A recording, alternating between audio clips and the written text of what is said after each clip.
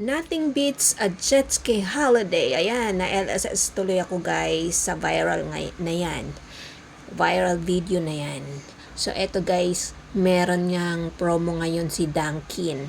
Dunkin Donut Dozen. Ewan ko ba kung bakit dozen? 8 lang naman yun guys. 8 pieces of donuts. 199 guys. Third year anniversary daw nila kaya may promo sila na 199 yung 8 bundles of donut. So ayan guys, kaya bumalik tayo kasi ang promo guys is August 13 and nung pumunta ako dyan guys around 7 p.m. before 7 p.m.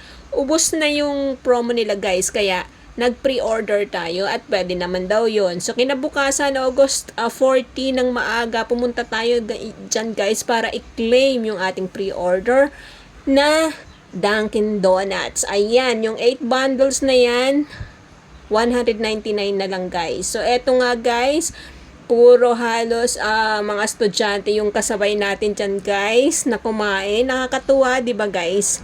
Natutuwa lang ako sa kanila ngayon guys, yung mga estudyante. Kasi kakaiba na ngayon guys. Ang swerte talaga nila.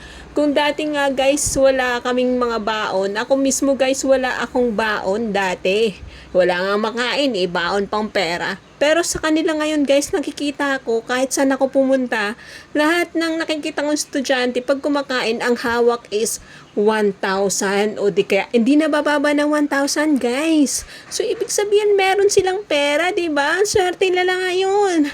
Hindi tulad dati, ni piso wala kang baon guys.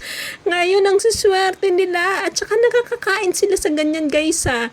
Dati nga hindi ako makakain sa karinderya nung nag-aaral ako eh. Ngayon ang swerte ng mga estudyante guys. Mga senior high yung mga naandyan guys. Senior high school pa lang sila guys. So ayan guys.